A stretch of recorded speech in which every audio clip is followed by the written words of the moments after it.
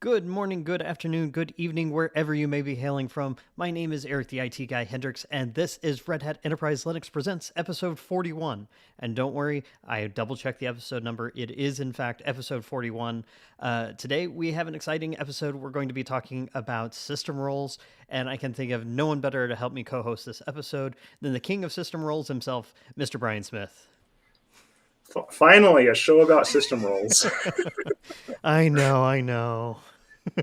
But yeah, I'm excited. This will be good. And I mean, after the last episode, I went out and played some Minecraft on my home RHEL 9 server here, and so maybe after this episode, I'll finally sit down and set up like a base set of system roles to roll out to my RHEL 9 lab systems. Yeah, you should be using system roles for everything in your lab environment, Eric. Come on. I should be. I could get away with it in RHEL 8, but as we'll talk about today, system roles and Ansible and that relation has shifted a little bit with RHEL 9. So I'm excited to be able to use system roles to create identical operating environments, or SOEs, standard operating environments for Right. Yep. for my home lab. So I can't think of anyone better than Brian for you to join me today and co-host. But we also have a guest. We have one of the engineers that works on system roles joining us. His name is Rich Megginson. So if you're with us in the chat, be sure to say hello. Rich, welcome to Red Hat Enterprise Linux Presents. Hi, thanks for having me. Glad to be here. Yeah. Thanks so much, Rich, for taking the time. Rich and I work pretty closely together, so I was really excited that he was willing to come on and talk about system roles. So Rich, can you start by just introducing yourself and let us know a little about your background here at Red Hat, what kind of things you've worked on in the past? Yeah, sure. So my name is Rich Megginson. I'm a senior principal software engineer. I'm currently the tech lead for the Linux System Roles and RHEL System Roles project. I've been in that position since late 2019, early 2020. Before that, I worked on a wide variety of stuff at Red Hat. OpenShift, logging stack, Elasticsearch, Kibana, other things. OpenStack, authentication and security, so Keystone and the DNS and integration with identity management. And before that, I was the tech lead for a 3D9 directory server, which is part of the identity management suite. I've been a Red Hat employee this will be my 25th year in September. Oh, congratulations. That's huge. That's awesome. Before that, I was with Netscape. I worked on Netscape and worked on Netscape directory server there. That's awesome. I think your background, you have so much experience in so many areas, which is perfect for system roles, since the system roles span across all of RHEL basically. So I think that your background is perfect for what we need for system roles. So yeah, and I've been using Ansible for a long time. Used it with OpenStack. A lot of stuff in OpenStack at that time was moving to use Ansible, and then OpenShift, the OpenShift 3.x installer was built on Ansible. So quite a bit of experience with Ansible there. So you raise a very good point there. I talk about system roles a lot, not because Brian tells me to, but because it's exciting, and as a former sysadmin, it is a foundational tool that I wish I had. And we kind of take that concept for granted, sort of inside the organization, and so I kind of wanted to take this opportunity to talk through that foundation, because while system roles are incredible, they are not in and of themselves a feature. In fact, as you mentioned, they're built on top of Ansible. So why don't we start at that layer and work our way down? Let's talk about what is Ansible.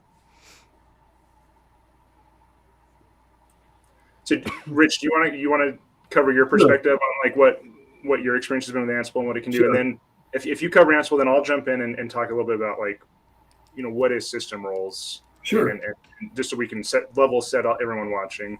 Sure.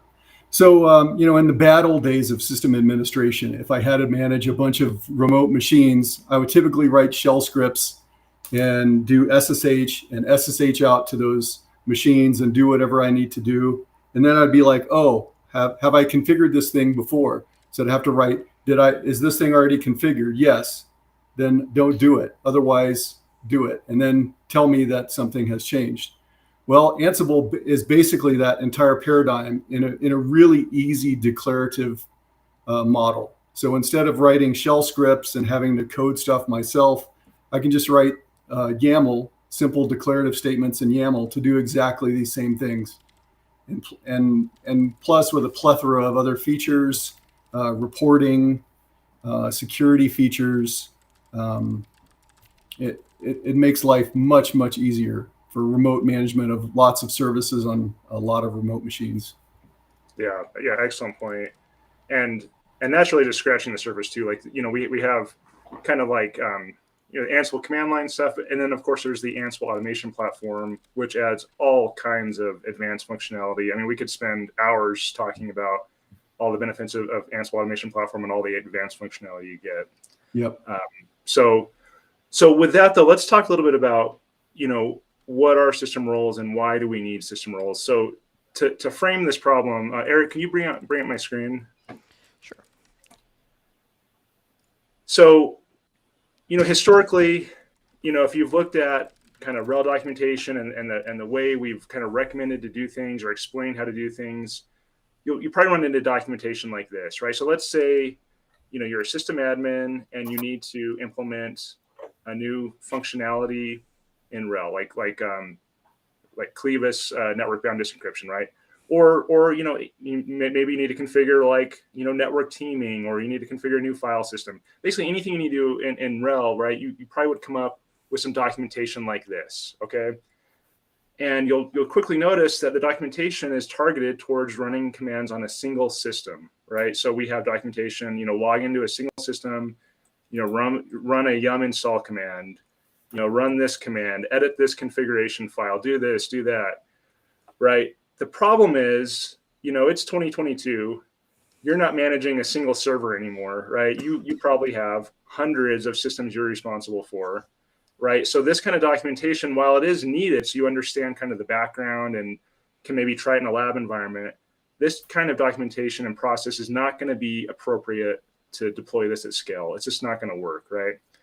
Right. So you really have a few options before we had system roles, right? You could, of course, you could log into 500 systems and follow these steps, right? That would technically work. Obviously it's going to take forever. And obviously at the end, you're not going to have 100% of the systems configured correctly, right? If you're manually doing stuff, you're going to have stuff all over the place. And then a third problem is they're probably not going to stay configured like that because you're going to have configuration drift over time. So that's really not a great option. Right. You could, of course, it's not. Yeah, go ahead, Rich. yeah, that's how Eric does it, but it's not. Well, the other thing that's hard about this is orchestration. For example, setting up Lux, you have to set up some sort of file system first, some sort of disk devices first. Yep. You have to make sure that they're ready before you can go on to the next step. And then, with Clevis and Tang, you have to coordinate when Clevis and Tang are set up. Yep. So it gives it gives you all those tools to help, do this first and then do it on this system and then do it on this system before I continue with. Exactly. So the manual approach obviously that's not a good option. So we need some kind of automation. So with that, maybe you could go out and find some community-based, role or playbook that could help with this, right? We have Ansible Galaxy. You might get lucky and find something that would work. However, the challenge there is, a lot of times those might not have everything you need. They might not be updated on a routine basis, right? If a new version of RHEL comes out, is this community-based role going to be updated in a timely manner? So in some cases it might be, in some cases it might not be. If you have a problem with that and something's not working, do you have, a number you can call to get help? Probably not. There's a lot of community members who are happy to help out, but sometimes, these people move on to other projects and kind of, leave these things behind. So you're taking on quite a bit of risk to use a community-based thing for an enterprise, solution where you need things to be reliable and continue to work, right? So a third option would be, well, you could just write a playbook yourself, right, to implement a lot of these things, right? However, you're going to have, a massive amount of work to go into creating that playbook in the first place, right? and you're going to have a huge ongoing maintenance burden over time, right? Rich can attest to, over time as we release new versions of RHEL and stuff, all of the roles require, ongoing maintenance to keep them up to date and working. And that can be a huge burden, right? So what we really need is we need automation provided by the operating system and supported by the operating system, right? And that's why we have RHEL System Roles, right? These are included as part of RHEL. So if you have a RHEL subscription, you have access to RHEL System Roles. These will allow you to automate things at scale, right? So if we kept scrolling down in that documentation, we now have a section on how to do this with system roles. This specific task I was talking about here. These system roles will also help you manage multiple versions of RHEL. So, I don't know about you, Eric and Rich, but every customer I talk to has a mixture of, RHEL 7, RHEL 8, maybe RHEL 6, maybe RHEL 5, who knows? But there's a big variety of operating systems out there, versions out there. So we need a solution that'll work across multiple versions.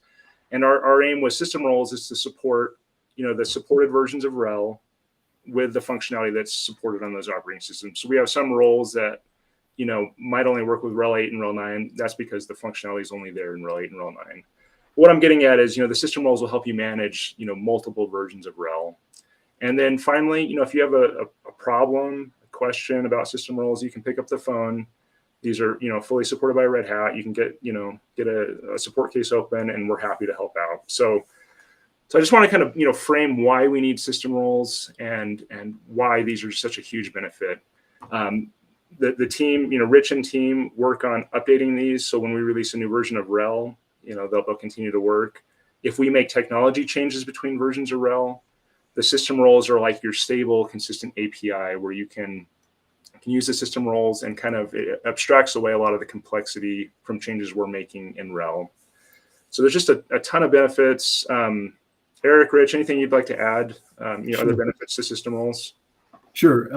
In many cases with system roles, the people working on the system role for the subsystem are the people that are working on the subsystem as well. So for example, we have the upstream developers of some of the things in Network Manager and NM State are the same people that are working on the network role. The same people that are doing upstream development of Firewall D are the same people working on the firewall role, and so on and so forth for most of these system roles. So you're getting the expertise of these people. They know how to configure things for that particular subsystem, so they bake it into Ansible. If they release a new feature or something or fix a bug, then they will fix it in the system role itself. So you can take advantage of that new functionality or that bug fix immediately. You don't have to wait for somebody in the community to notice, oh, something has changed. I need to update this role. I mean, it's done by the same people, so it's up to date immediately. Yeah, that's a great point. That's a great point. So one of the things that some folks may be thinking about is RHEL system roles, multiple versions, automation. All these things could make it sound very, very complex. But in reality, you're talking about maybe a dozen lines of YAML code. We're not talking heavy Python development or having to learn some application-specific programming language. We're talking about YAML code in a playbook. And then maybe two other files. You've got an inventory file. You've got the playbook itself. Right. So I guess you could get by with really just two configuration files and just installing the Ansible system roles packet. What is it? RHEL Ansible system roles package. I guess I should have looked that up. It's called RHEL system roles. Yeah. Yeah. So. We've kind of been talking about this from a Red Hat specific perspective, but what about where do these system roles come from? Obviously, the engineers build them, but is there something upstream? Is there somewhere that folks who might have ideas of additional features that could be supported by a system role? Where do these come out of? Sure, we have a GitHub organization. The GitHub organization is called Linux_system_roles. Under each one of under that are repos for each one of the roles. So if you are interested in a specific role, you can just go to that that specific role, open a pull request or open an issue. There's also sort of a discussion page for the organization as a whole and an issue page for the organization as a whole that you can go to and, like, I want a new role for this, or how do I get all of these 5 roles to work together? Things like that, those types of questions. Yeah, and that's a great point. And I know we have a lot of people using Fedora too on here. Can you talk about how we release in Fedora as far as like the RPM and Galaxy and stuff like that as well, Rich? Sure. Yeah, sure. I'll go through the whole release process. So the first thing we do is, whenever there's something that we feel needs to be released, bug fix, feature, we release the role. We do like a GitHub release. If you're familiar with GitHub, you can do a release, which is a semantic version tagged release. And the next thing we do then is we publish that role to Galaxy. Once we have a significant number of roles, we also have a collection. So we make these available as individual roles and as the Fedora Linux System Roles collection. So you can use either one you want. So we publish the collection also to Galaxy. Then we publish it to Fedora. So in Fedora, we have an RPM called Linux-system-roles. And that's where we release the code. If you want to just use, if you're in a situation where you can't use Galaxy and you need to use the RPMs that come with Fedora, then it's available there. And then from Fedora, we downstream it then into CentOS Stream and into RHEL as RPMs. Oh, and then the final thing is that we also publish into Automation Hub. So for Ansible Automation Platform customers, they can access this the RHEL System Roles collection using Automation Hub. Very, very cool. So just kind of summarize. So if you're a RHEL customer, we have the RHEL System Roles RPM that's supported, included as part of RHEL. If you're an Ansible Automation Platform customer, we have the collection on Automation Hub, which is also fully supported by Red Hat. And then all of the upstream stuff that Rich mentioned, all the Linux System Roles stuff, that's all upstream, community-based, not supported by Red Hat, but available there to, if you'd like to try it out. And also that's where, if you're interested in system roles, kind of keeping an eye on the upstream is a great way to kind of follow, kind of what might be coming down in the future, just kind of keep an eye on things. It's also a great place to provide feedback early on in the process, right? If we're working on something new, you can, check it out there and provide us feedback. So we've got a couple of questions that I wanted to bring up in chat, Rich. If you're up for Stump the Chump.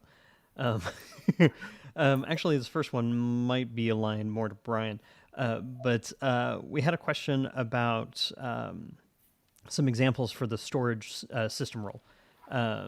So some of these can be a little bit confusing the first time. I know it took me a little bit of time to figure out where all the different pieces go, but once you figure it out the first time, it's usually pretty easy to translate that knowledge to other system roles.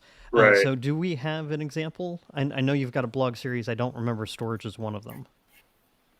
That's a good. I've written so many blogs. I'll have to check. I think I have a blog that talked about the storage role. So the storage role is one. I mean, it's an incredibly powerful role, right? There's storage is an inherently complex topic, right? And there's a lot of advanced functionality available in RHEL, as far as different things you can do. So every role, we have a README file that explains all of the different options, and at the bottom we have some examples as well.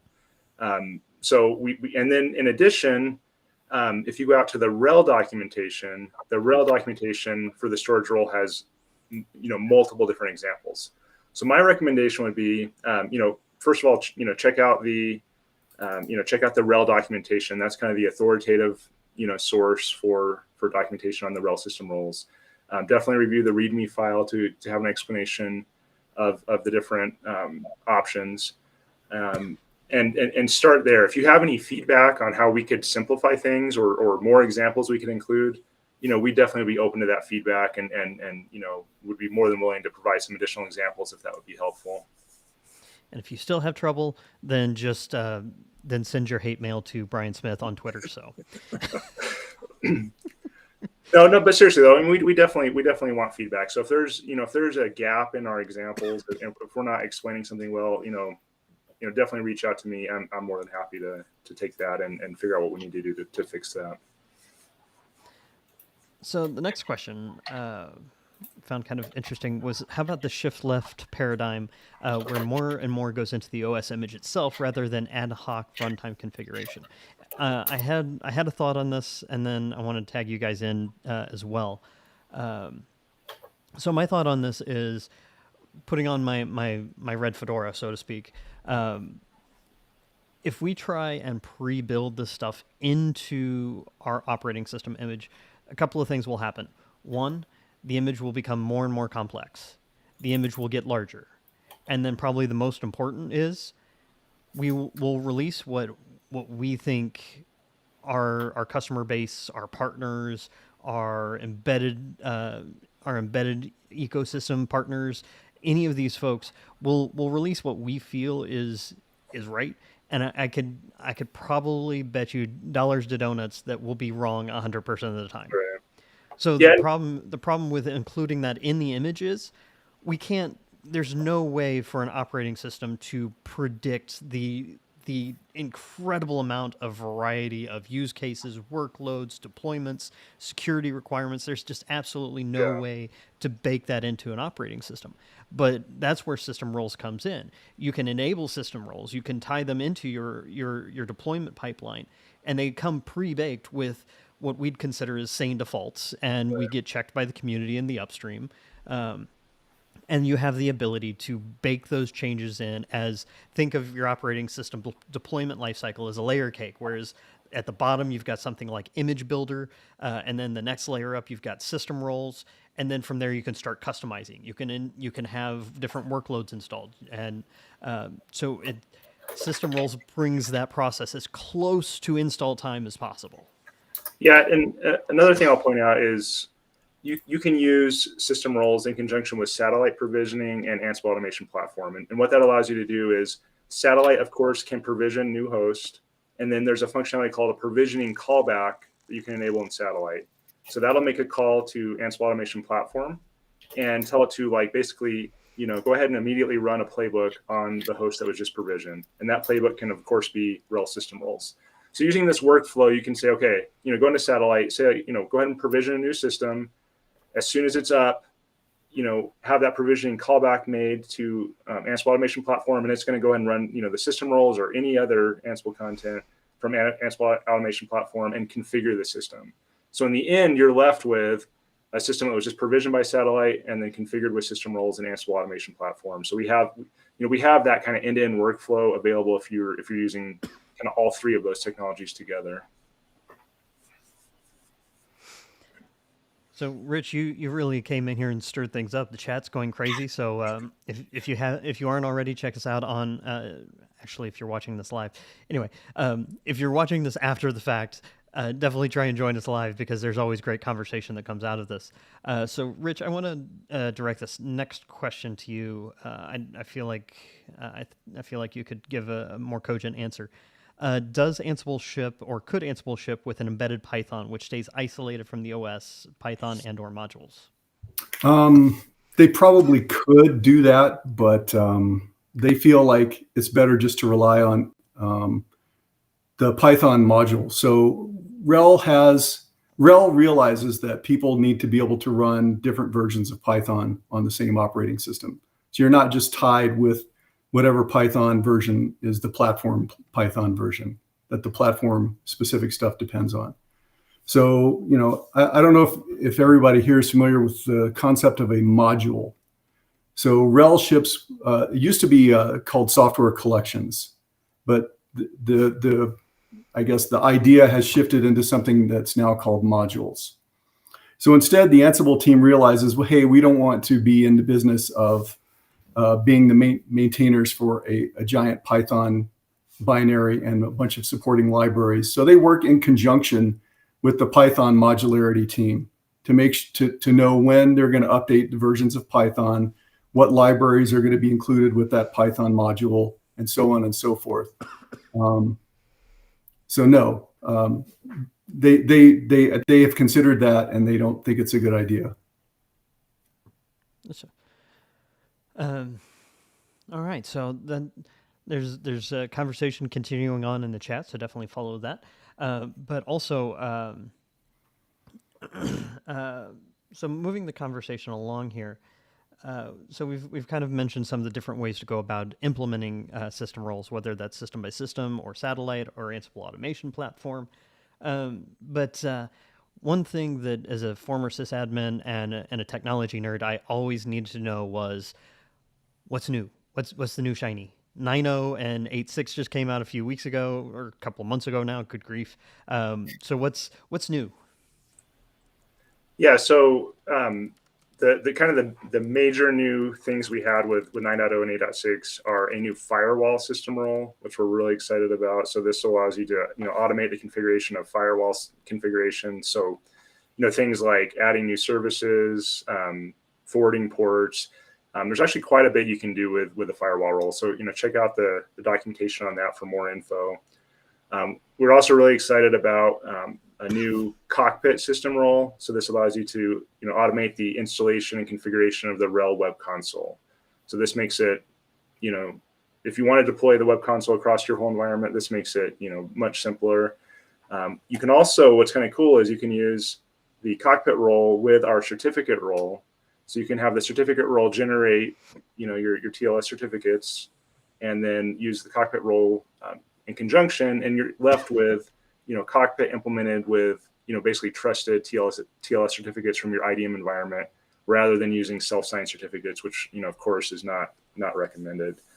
Another really big thing we're excited about is the HA cluster role. It's been around for a while. It's been in tech preview, and with 8.6 and 9.0 it moved into full support. So so you can now use that in production, etc. And then we also had some improvements, some minor things like the network ground disencryption client role was enhanced to support static IPs a little bit better. Rich, anything else you want to add to that? I think those were the main highlights. Yeah, that's the main highlights. Yeah, I mean, just lots of little bug fixes and improvements to a lot of roles. I think we touched almost all the roles. Yeah. Oh, let's see. A lot of roles. We improved Ansible managed. So I don't know if in your workflow as a sysadmin, you want to know, hey, is this file managed by Ansible or not? And who's managing it? Well, we made sure with the latest release that all of the config files that are completely managed by the system roles have the proper Ansible managed banner. So you can, customize it whatever you want. We added the ability for some of the system roles to be able to erase the previous configuration. So some of the roles operate on the principle that the system role is the source of truth. Anytime you run the system role, it completely erases any existing configuration. Some of the system roles, that's not really feasible. For example, SE Linux. I don't want the entire SE Linux policy on the system wiped out every time I run the SE Linux policy role. I'm usually just adding or removing a port or a Boolean or something like that. So a lot of the system roles, but in some cases you do. You want to just wipe out everything in order to make sure every system has consistent configuration.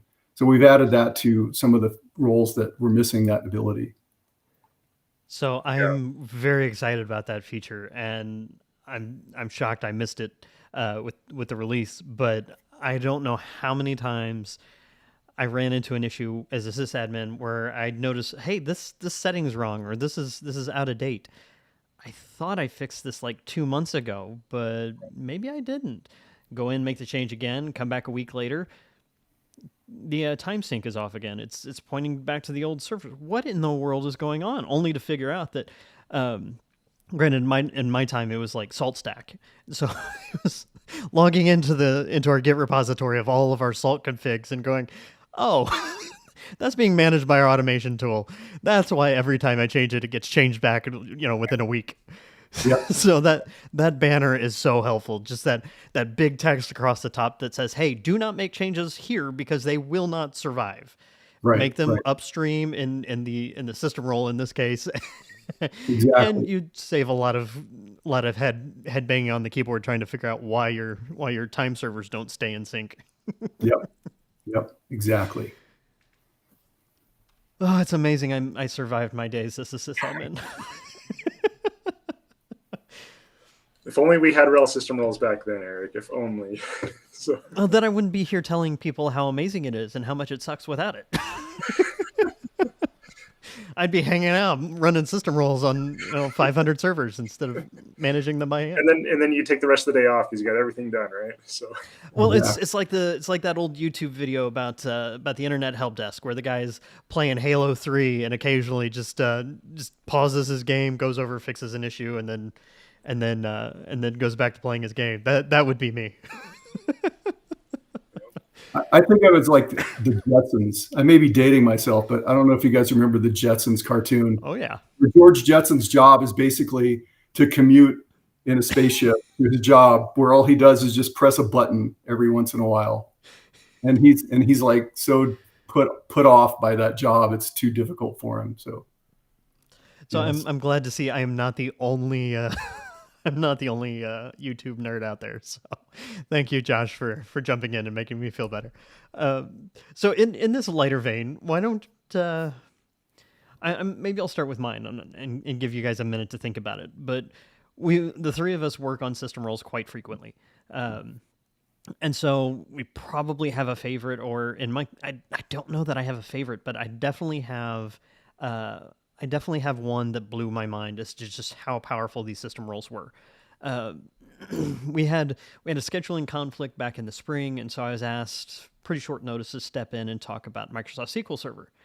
And I am a recovering sysadmin. I never have been, nor will I ever be a DBA. So it's like, next time I'll ask what the topic is before I agree to fill in on a webinar. Come to find out, though, it was about automating your workloads, and Microsoft SQL Server was one of the examples because we had released a Microsoft SQL Server system role. And so it's like, okay, system roles, I can do this. I know that Brian guy's got some blogs. I could get started and figure my way through it. And then when I get stuck, I'll just call him and say, hey, if you ever want to have a system roles episode, then I need help. But I was just shocked at how intuitive it was to stand up a system that I don't think I've ever run SQL Server on Linux before. And so just going in, working my way through the documentation page, filling out the playbook, and running the system role it was so easy. And the playbook itself was so intuitive. I mean, you could specify what port the server, the database is going to communicate over. You can actually set it up to be encrypted or not. You can define what type of license you want, whether it's like a trial or a production license. All of that within the playbook. But what really, really got me was the fact that when I ran it over and over, I didn't believe it. So I tried it over and over again. And I averaged about 57 seconds to deploy from a vanilla RHEL 8.5 server to having a running encrypted production SQL Server database running on RHEL. 57 seconds. And it was like 12 lines of YAML code and less than a minute of time to deploy it. And that may not sound like much, but when you think about, that's just a standalone database. That's not I have 6 database servers running in a cluster, or I have 15 different business units that I'm managing and they're all running SQL Server. So that scales out so much. Back in the day, it was, we have SaltStack and we have VMware templates, and that's how we get to an operating system. And then you have to run all these scripts, and you have to send it over to security, and then you have to send it over to the database team. And then by then something has changed, and so you got to go do it again. And 6 days later, you have an empty database server that you can now throw over the wall and go, I hope I don't ever see this server back again. But now, I mean, I run it, and if I've done this right, it's using Image Builder to build out my vanilla image. It's using system roles to deploy all of my configurations from web console to firewall, and even Microsoft SQL Server deployment. And then just say, here, DBAs, I'm going to go back and play Halo. But here, I mean, it was mind blowing how going from never working with Microsoft SQL Server to having one running in production. And side note, the demo actually worked live on the webinar and took about 57 seconds. So, huge win.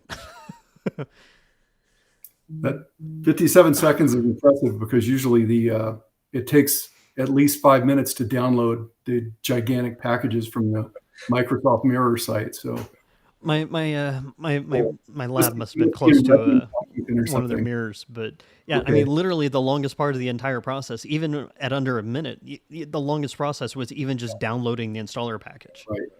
Yeah. So Rich, what about you? What's your favorite system role? Yeah, go ahead.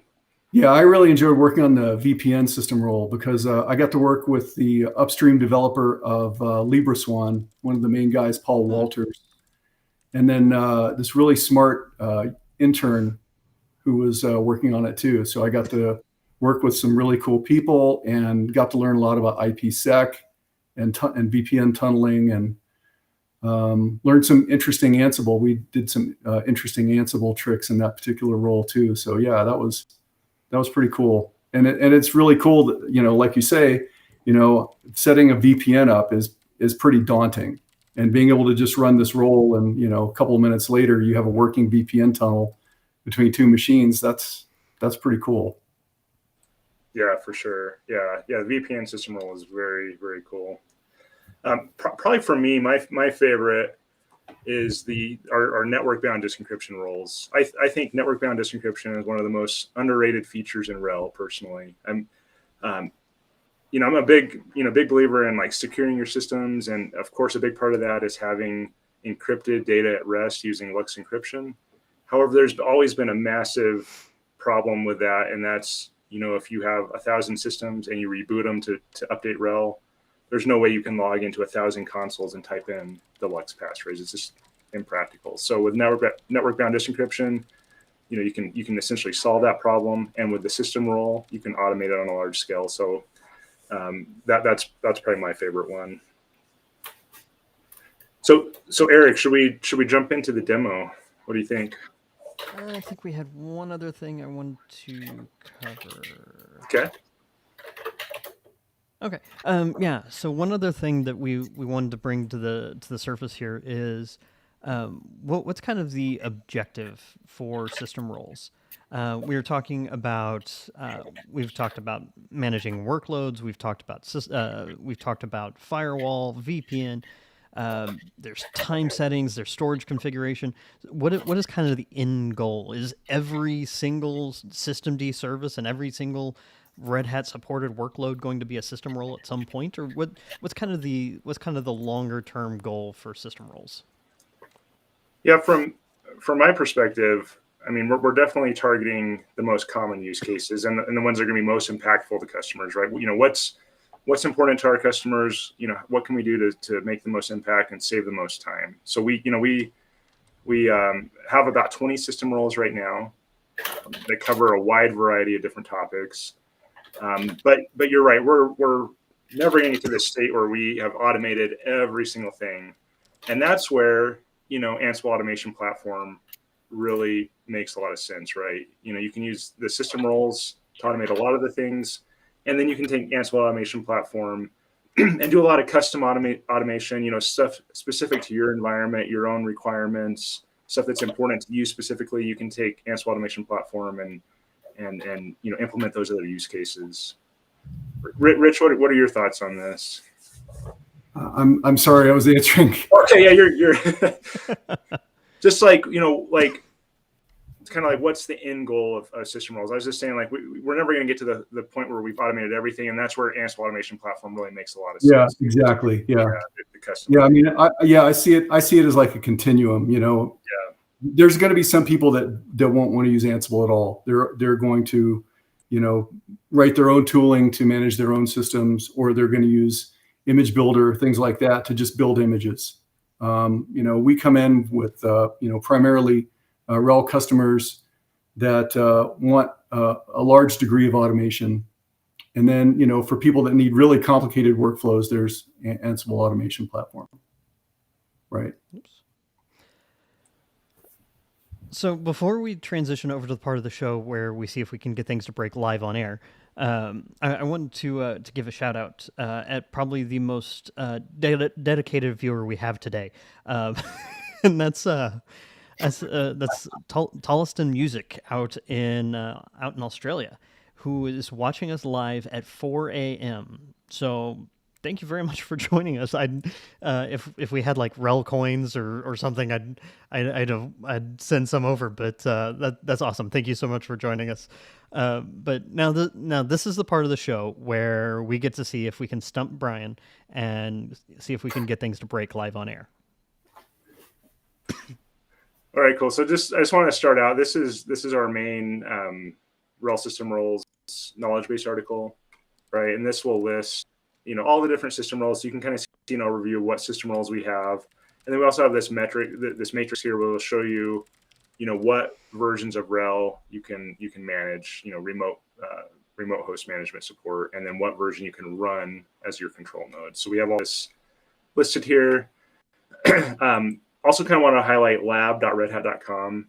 So the demo I'm going to be going through is one that it's still under development. It's not published here yet, but it will be at some point in the future. And this is just an incredible resource. Check this out. We have just a ton of different labs you can try out. These are completely free. You click on Start Lab, it brings up like a VM environment and walks you through a demo. So all kinds of stuff. I have 3 different labs for system roles. So one on firewall, one on the SQL Server role, and then one on a standard operating environment. So check these out if you have some time. And not only are those labs free, but they don't even require a login. You don't have to register, no password. You just go out to the page, pick a lab that interests you. They're average about 10 to 15 minutes long. They cover a specific use case, like the firewall system role. So it's great if you've got some time on your lunch break or something to just go in, try something out, learn something new, practice something that you need to do on a regular basis, and you've invested 10 to 15 minutes and gotten huge gain out of it. It's a great way to stay up to date on things in RHEL, and it's a great learning resource, right? You can go in here and it's a crash and burn environment. If you mess something up, it's no big deal. So, all right. So, also wanted to highlight we have this RHEL System Roles blog landing page, right? This will list out, all the different blogs we have. So the blogs kind of go in deep dive on specific roles, examples of how you can use them, information you need to know, stuff like that. Also have some demo videos down here where we highlight some of the roles and show you an actual live demo of what they're looking like through a video. All right. So with all that said, let's jump into the demo here. So what we're going to be talking about today is the metrics system role. So what the metrics system role will allow you to do is automate the process of configuring Performance Copilot and optionally setting up Grafana as well. So Performance Copilot is our utility we include with RHEL to help you track performance metrics on your RHEL systems. And then Grafana is a tool that you can use to kind of visualize a lot of these performance statistics. So what we can do with the metrics system role is, go ahead and go, install, configure Performance Copilot out on, any number of hosts, and then have that, centralized and viewable from our central Grafana dashboard where we can, see all, visualize all that information. All right, so I'm going to start on my control node, which is where I'm going to install, the system roles. I'm going to start by installing the RHEL System Roles RPM package just with a DNF command. In this lab environment, the RHEL environment will be my control node. RHEL 2 and RHEL 3 are going to be kind of my client nodes where I'm going to have the role configure Performance Copilot. Okay. So we got the system roles installed with DNF here. So we're going to go on and we're going to configure an inventory file. Okay. So as you can see, as the next step is loading, you get some description on the right. You get commands that you can literally copy and paste into the console. So it's really straightforward. Huge public service announcement for lab.redhat.com. Yeah, and a big shout out to Matthew. If he's watching, he helped put this together just late last week, and super excited to have this going. So thanks a lot, Matthew, for your work on this. All right, so I created a metrics directory, and now I'm going to use this command just to create an inventory file. So let me run this. I'm going to clear the screen and just cat the file so it's a little bit clearer what that looks like. We basically just created this inventory file. Okay, the inventory file is going to do a couple of things. It's going to list out the host I want to configure with the role, and it's also going to specify the role variables. So the role variables are how I tell the system roles what configuration I'd like them to implement. So in this inventory, I actually am defining 2 groups as well. So I have a servers inventory group here, and I have a metrics monitor group. So the servers group is going to be the list of hosts I'd like to have Performance Copilot installed on, so RHEL 2 and RHEL 3. And then the variables are the role variables for these hosts. So I'm going to tell it, I'd like to have the firewall role open the PMCD service, and I'd like to have my Performance Copilot metrics retained for 7 days. Okay. And then the next group, the metrics monitor, it just has a single host in it. And I'm going to say I'd like to have the Grafana firewall service opened. And I'd like to define some additional variables to tell this that the RHEL system here is going to be my Grafana host. So I'm going to say, graph service yes, query service yes, metrics retention day 7, hang on to 7 days worth of those metrics. And then I need to tell it what host I'd like to have viewable from here, what host I'd like it to collect information on. And so I'm going to simply refer back to the servers inventory group, which is RHEL 2 and RHEL 3. Okay. Go and click on next here. Actually, I missed a step. Let me see if I can go back here. Okay, so I actually need to do one more step here. So I need to define the playbook as well. Okay, so let me just copy and paste this command here. And I'll cat that file. So I'm going to cat metrics. So my actual playbook is very simple. I'm just going to have for the servers in the servers inventory group, I'm going to call the metrics system role and the firewall role. And then for the host in the metrics monitor, again, I'm going to call those same 2 roles. So basically, this is going to set up the clients first using the roles, and then set up the Grafana server second. Okay. And then finally, we're going to go ahead and, we've defined the inventory, we've defined the playbook, and we're just going to use the Ansible playbook command to go ahead and implement this configuration. So the system roles kind of follow a similar pattern. Most of them are going to go through, make sure the packages are installed on the host for whatever you're configuring, and then they'll go through and do the configuration. So this is going to run for a couple minutes. Eric, did we have any other questions? Oh, and I see Matthew. I see Matthew's here in the chat. Yeah, thanks, we said his names. We said his name enough times, and he appeared. Not really any lingering questions. There's some ongoing conversation about sort of operational specifics. Maybe while this is running, one thing we didn't cover in the top half of the show, Rich, is what is the team working on right now? What are some of the upcoming roles we can look forward to? Right. So we just had an external contributor contribute a PAM password policy role. So if you're not using identity management, you still need to be able to manage your, PAM password policy on your systems, password length, password complexity, things like that. So we now have a role. It's in GitHub now, but it has not been released into a collection or anything yet. We're also working on a Podman role. So the Podman team really wants to be able to sort of give you a Kubernetes light experience with RHEL. So basically take your Kubernetes YAML files that define a pod or a deployment and just basically run those directly in RHEL. So the latest, the new development version of Podman 4.2 supports that functionality. Earlier versions did allow you to run YAML files, but the version in 4.2 also has some interesting systemd capabilities as well. So, kind of uses systemd as your controller, your Kubernetes controller. Mm-hmm. That won't be available.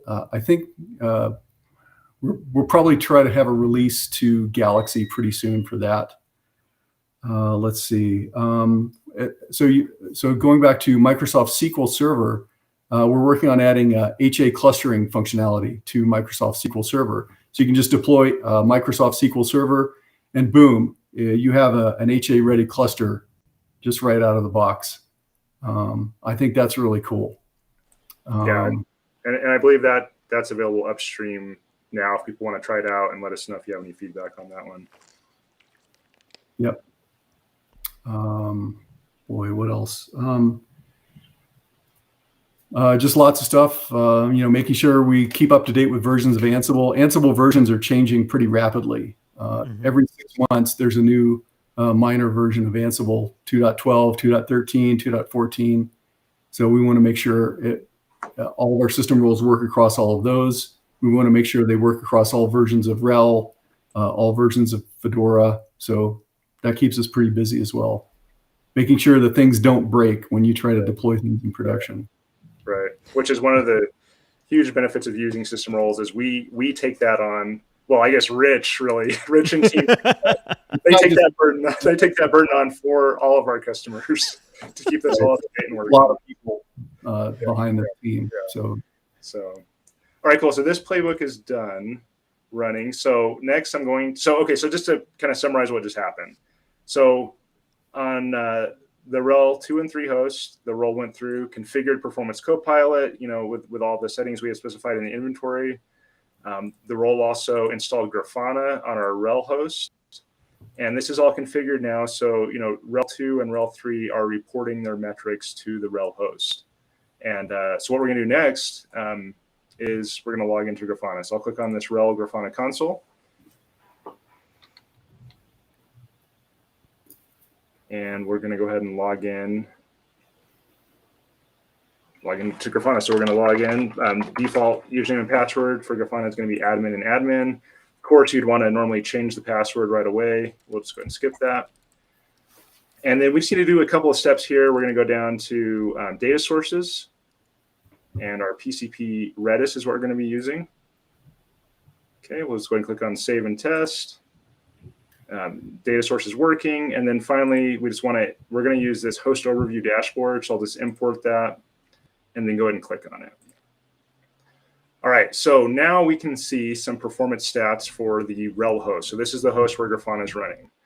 Now, we only have, just a little bit of metrics shown here, and that's because we just installed PCP. So it only has, as of a few minutes ago, because that's when we installed it. If we had done this yesterday or last week, we would have, this graph all filled in with more metrics. But what's really cool is we can now go up to this little drop down here, and we can also see the other hosts in the environment that we had configured using the roles. So I can jump over to RHEL 2. You can see all the stats for it, RHEL 3. Right, I have a central view now into all my hosts, and I can easily go through here and see, all of these extensive performance metrics and graphs that we have for these hosts. So, just it's an incredible tool, with Performance Copilot and Grafana, and then the role just really ties all this together so we can implement this across our environment. Once we don't have time to finish this lab, but the lab goes on and shows, running the stress command on one of the hosts to create some, CPU utilization. You can actually watch the graphs go up. And then we also go on and show kind of a day 2 operation. We configured RHEL 2 and RHEL 3, but what if we have more hosts we want to add to this environment, right? If we add RHEL 4, RHEL 5, et cetera. So to do that, all we do is we update the inventory, we list that as a server, and we can rerun the playbook again. The system roles, for the most part, are idempotent, meaning they'll go through and they'll add the new stuff that's needed. If it's already configured, it just verifies it's configured. So like I mentioned, this lab is currently kind of still in development, still in testing, but hopefully sometime in the future this will be available at lab.redhat.com. So keep an eye out for that. All right, and that's pretty much all I had for the demo, Eric. Is this one published, or is it in final review? Yeah, not quite. It's just Matthew's still finishing it up, so just keep an eye out on lab.redhat.com. I don't know if we have a time frame on when it'll be out there, but hopefully sometime here in the future. Well, now Matthew knows the pressure's on to get this one published. I was probably gonna say, one of the. Oh, yeah, hey, sorry, yeah, go ahead, Eric. Matthew just responded. Today. So that'll be published today. So that's service right there. I was going to say, it's almost like we should have planned that or something. Yeah. Well, I told Matthew, I'm using this for RHEL Presents. Please don't go in and make any changes until I'm done. So Matthew, you can have at making any other changes at this point. So that happened to me when I was interviewing for this particular role. Matthew says your demo was holding him back. It would have been done yesterday, yeah. So when I was interviewing for this role, I think it was on in-place upgrades or convert to RHEL, one of the two. So when I built the demo, it was on like 8.2 or something like that. And so when I went to do the interview, we just released 8.3 or the next minor version. And so my demo actually broke. And so we were troubleshooting it live during my interview. I swear this worked the other day. The live demos are always fun. So you never know what's going to happen. Doing a demo on a SaaS platform where the SaaS platform itself goes down during your sales presentation, that's always a good one. It's like, we have an amazingly stable platform and it's secure and never breaks, except it broke. To kind of close this out, I'd like to just get Rich's perspective on like how people can get started, like contributing upstream. Because I think personally, like, if you're not like a professional software developer, right, the Linux system roles can actually be a really approachable place to start, because Ansible is so easy. So yes, if you want to jump in and get some, submit some PRs, Linux system roles can actually be a really good place to help, because it's so easy to understand a lot of the roles and to get started. We need help with, like, if you want to help with like README files, documentation, examples, stuff like that. So Rich, can you talk about like how, if we have people viewing who want to get involved in an open source project, how can you get started with Linux system roles upstream? Sure. Just, submit an issue or submit, that's probably the easiest way to start. Say, I would like this feature and this is why, and this is how it would help me. If you want to get more involved, submit pull requests. We could also, we could always use more tests. The development team uses it's typically based on Fedora. Our development environment is based on Fedora. Newish versions of RHEL with EPEL also work. We use a tool called TOX, T-O-X, as our test entry point. We have tried to make it as easy as possible to run integration tests. So you can say, I want to run this test playbook against a CentOS 9 stream image, and it'll download the image. It'll start up QEMU KVM for you. It'll run the playbook against it. It'll do all that stuff. So, we've tried to make it as easy as possible. So, there's lots of ways you can jump in and help. That's awesome. Yeah, and I've even submitted some pull requests that have been accepted. So if I can do it, all our reviewers can do it as well. So awesome. Well, Rich, thank you so much for joining us. It was a pleasure to have you on board.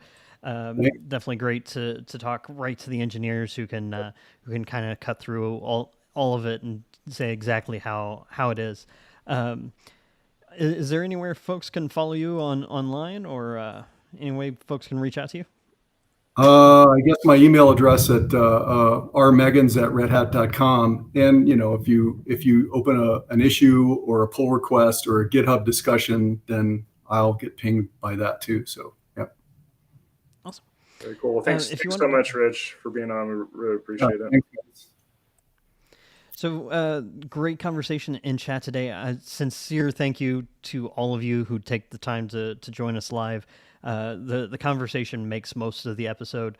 We have like 2-page long episode guides with questions and links and labs, but it's really the conversation, the interaction that I know I get on the soapbox every few episodes. But sincerely, thank you for joining us. This is probably one of my favorite parts of my job, is getting to interact with all of you. So definitely keep the conversation going. My Discord invite isn't working today, but we do have a Discord server. You can join us out on our Matrix space. You can follow us on Twitter. We're at RHEL, and I was going to say, keep your eye out on the RHEL Twitter feed. We're doing a campaign right now on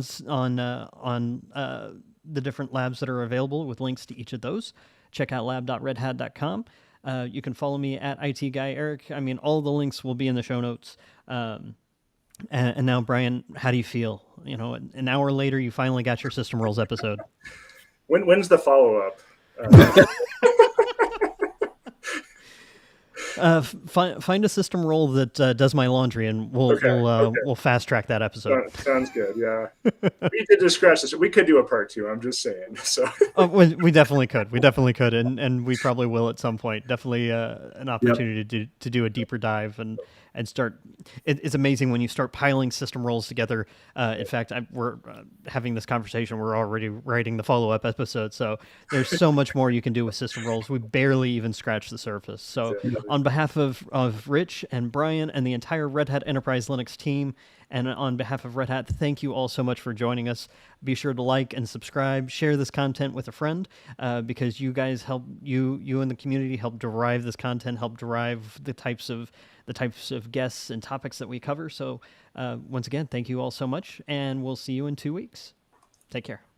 Thanks, guys. Bye-bye.